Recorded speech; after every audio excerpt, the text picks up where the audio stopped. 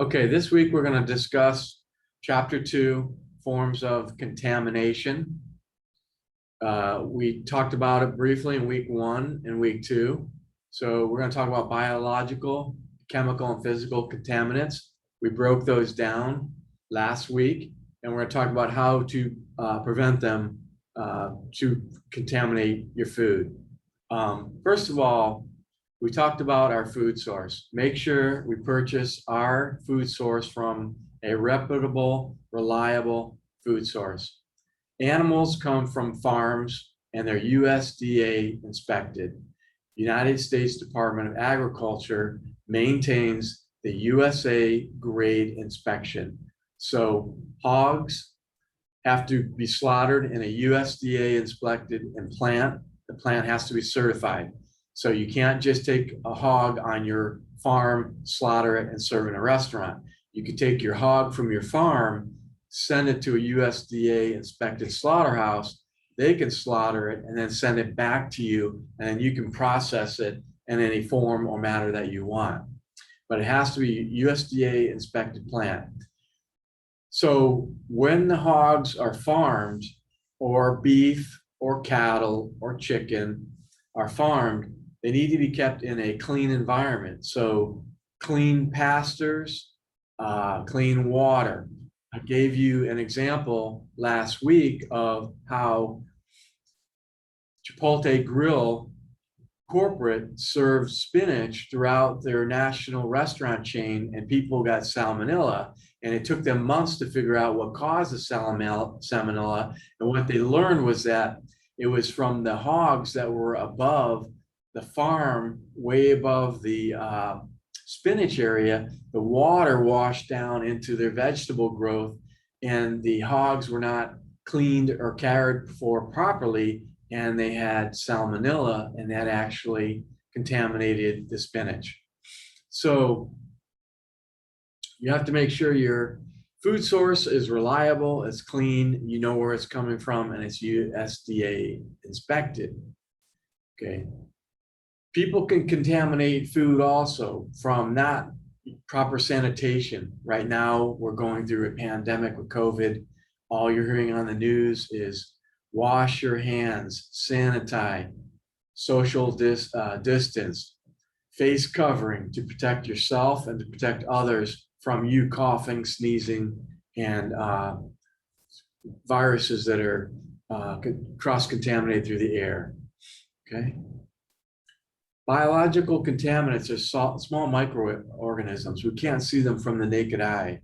You have to use a microscope or some type of projection to actually see them. Okay, so the pathogen means that they're harmful. Remember, our body has to have good microbes to help us break down from disease and other things. So there's good microbes and there's bad microbes. And pathogenic is the ones that are bad. Those are the ones that are harmful and make us sick. Some pathogenic microbes or bacteria actually release poisons like botulism, and those poisons make you sick. Okay, the biological pathogens are bacteria. Certain bacteria can be killed in the cooking or refrigeration process, like freezing. Some viruses we know about, we talked about, we're hearing much about COVID, but the most common in the food service industry is hepatitis A and Norwalk. Both viruses are transferred by humans. Parasites, we talked about last week. We said recently in the last year, there was an outbreak of small, tiny little snails on the romaine lettuce in Hawaii. And what happened was they didn't wash or inspect their lettuces properly. People consumed these small snails. The snails had bacteria, microbes, and people got sick. So most parasites are found in vegetables that are grown in the ground, and they haven't been washed thoroughly. So check your vegetables, wash them thoroughly. Parasites also can come from your own kitchen. Weevils get into flour, weevils, bugs, gnats get into rices, beans, etc. If you have those, you simply have to throw those items out. Fungi grows in anaerobic areas. Anaerobic areas are areas that are dark, wet, and moist, such as black mold. Walk-in coolers in the corner or the basin of the area, they're not scrubbed or sanitized properly. Backloading docks that haven't been hosed or scrubbed down, and you continuously have contaminated foods coming in the back door, along with other beverages and things that you consume, you can contaminate those products. The common symptoms of foodborne illness: diarrhea, vomiting, fever, nausea, abdominal cramps, and jaundice. These are common in Norovirus, hepatitis A, and even now with the coronavirus. Many of these symptoms are similar as viruses, and flu and the common cold are also viruses. And as you all know, there is no cure for the common cold. Flu, we maintain a flu shot, and every year the flu vaccination is changed or different based on history and statistics from scientists that think we may have another outbreak of this particular type of bird flu or etc. That's actually how they make the virus. It's said now that we're probably going to have some type of a coronavirus shot every year. It might be included in the flu shot, it might be separate. So they're still trying to figure out what's going to happen with the vaccinations on the coronavirus. So some of these symptoms can happen in a couple of days. Some symptoms could take longer. It depends on the foodborne illness and the outbreak. We know with coronavirus, they said that we had originally to be quarantined 10 to 14 days because the symptoms could progressively get worse, or you may be exposed and not have any symptoms until a few days after. Okay, some of the most common pathogenic bacteria, shingleitis is found in shellfish. It's short term for it is Shigella. It's found in shellfish and certain mollusks, and we'll talk about that more as we get more into seafood. Salmonella comes from the intestines of animals. So when hens lay eggs, the outside of egg could have salmonella.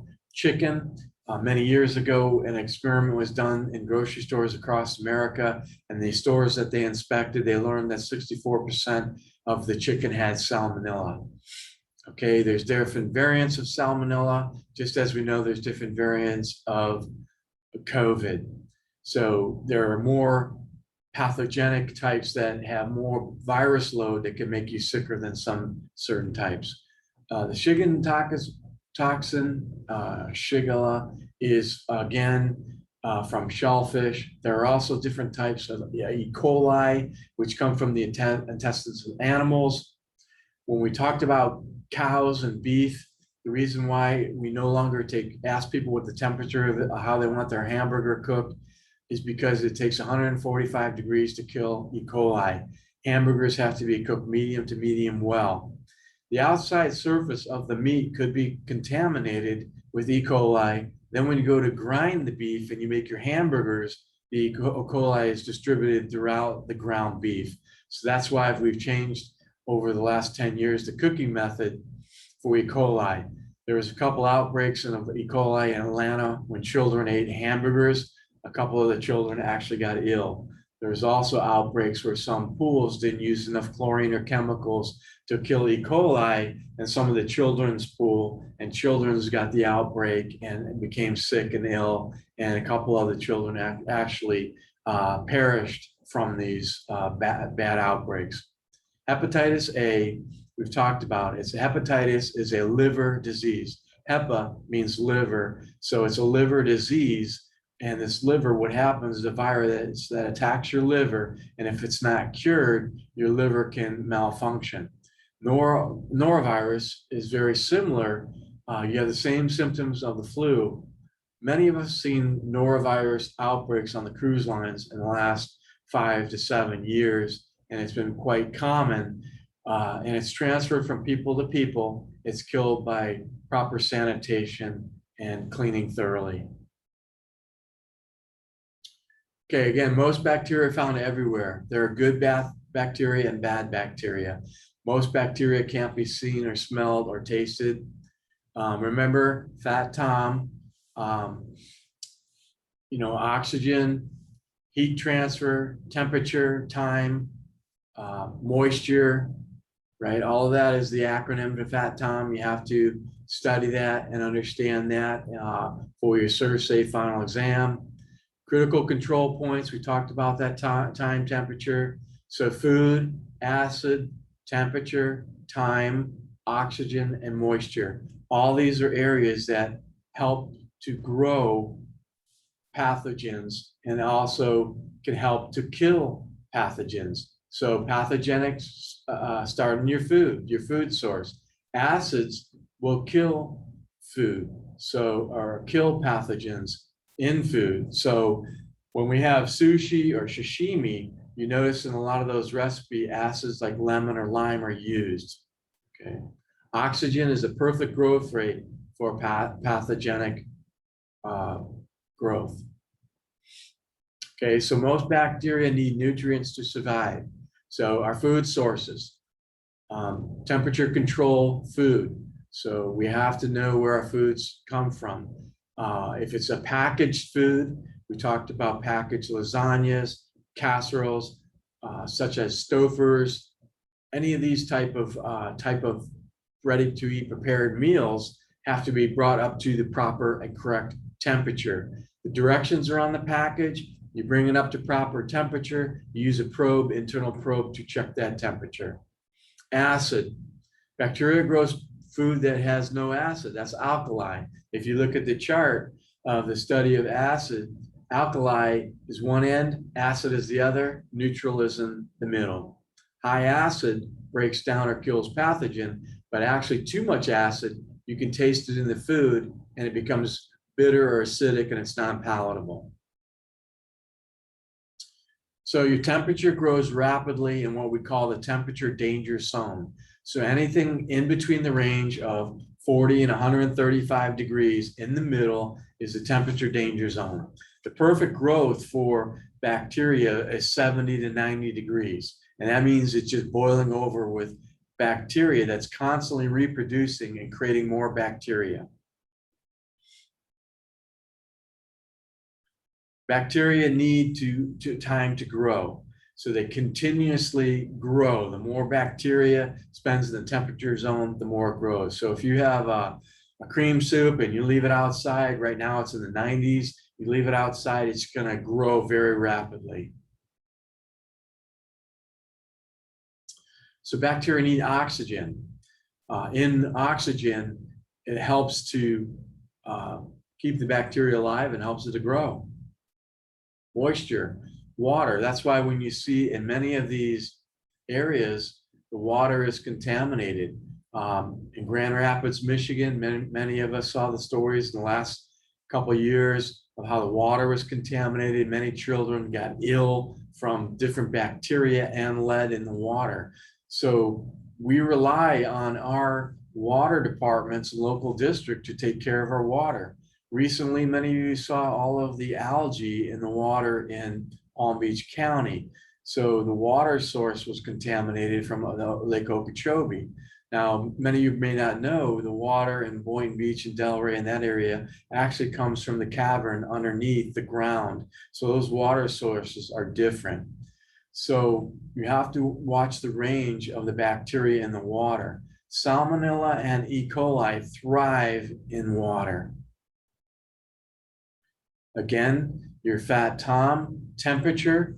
So temperature, we take temperature in our HACCP plan, hazardous analysis, critical control points, to make sure that the food is out of the temperature danger zone, or if we're reheating food, that it's at 145 degrees, or if we're holding food, it's at 140 degrees or 40 cold.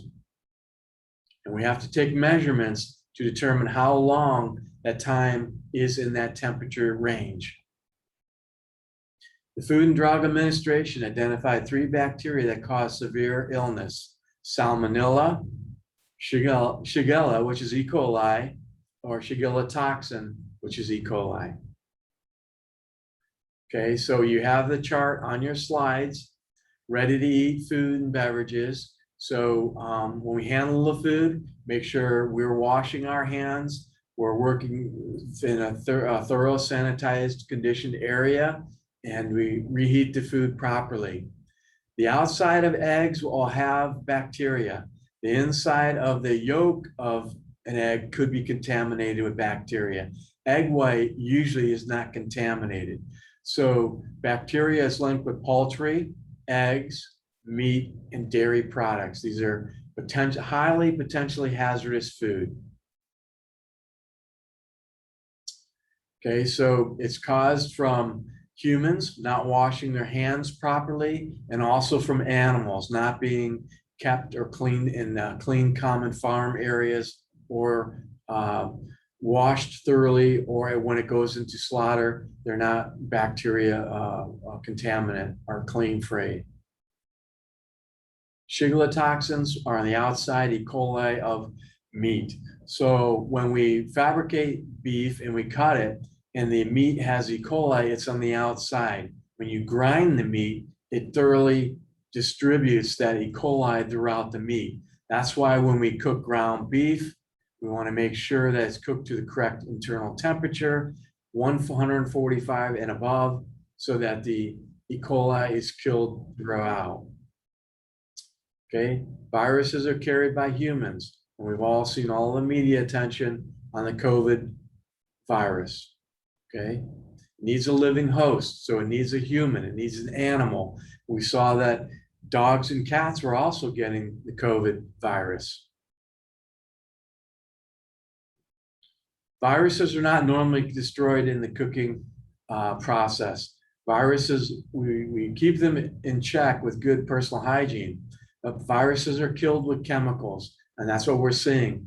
We have special sprays and sanitizers that we use in the kitchen that we'll have a demo so that you can see how they are used properly. The FDA has identified 2 viruses, well, Hep A and Norovirus, and now you could add to that list COVID, which we still haven't figured out how to contain or control it. Okay, Hep A is transferred mostly from employees. That's the most common outbreak. Someone comes to work sick, coughing, sneezing, sore throat. That's the most common outbreak for hepatitis. If it goes to your guest or your consumer, usually when they research this, they find out that there's someone in the kitchen that had hepatitis. Norovirus, again, we see this on the cruise lines, the most common area where it has outbreaks. It always starts from the food handlers, and once someone gets sick, a server or food handler goes to the guests, the next thing you know, you have an outbreak. Parasites, they have to have a host, so they're living on food, vegetables, seafood.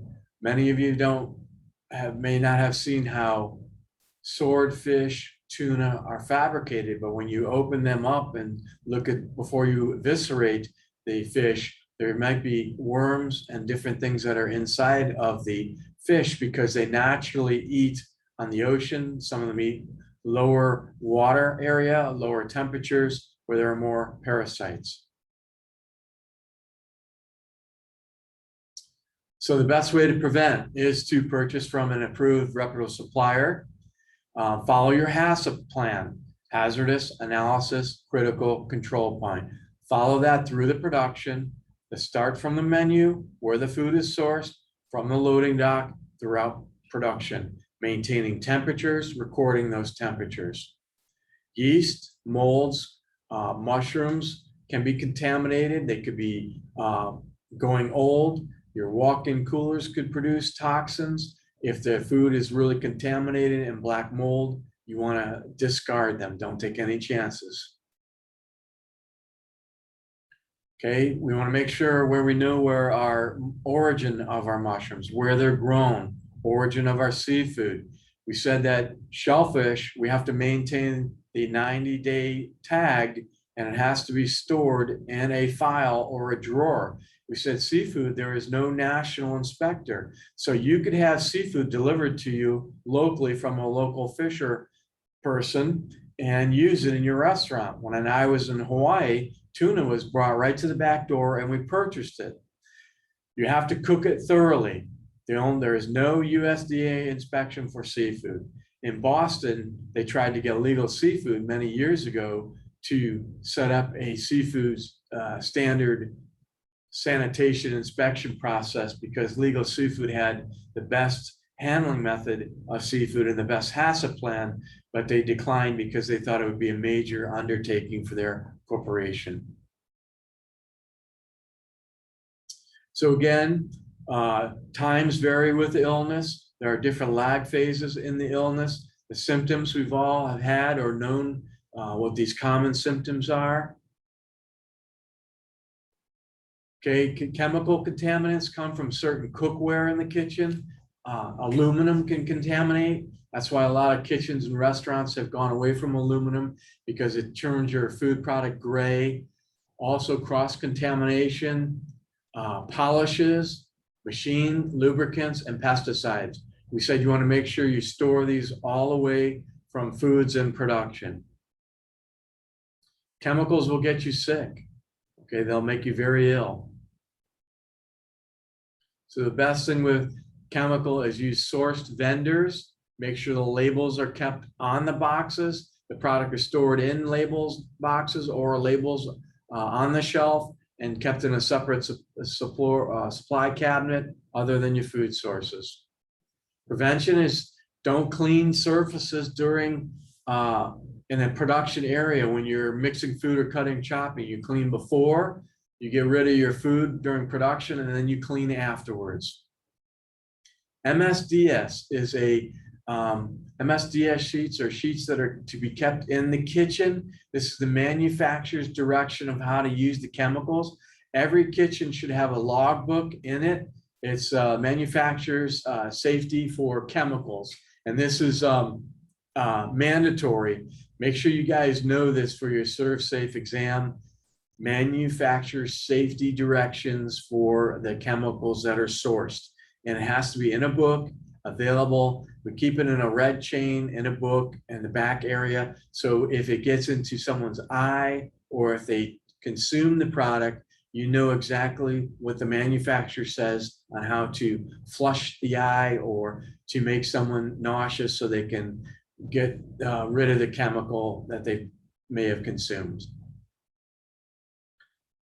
So we talked about common objects that may get into food, staples from boxes, wood from, some mushrooms are harvested or treated in wood, fingernails from employees, staff, bandages from employee or staff, glass from broken dishware that could be in a production area.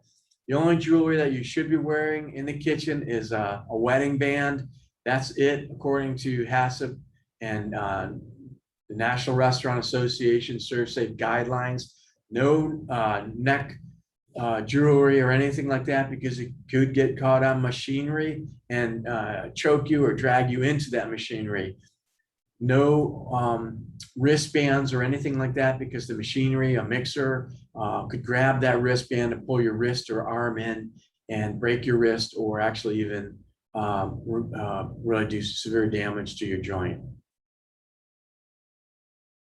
Okay, physical contaminants could be, if you swallow something, it could actually hurt your esophagus, it could cut your esophagus.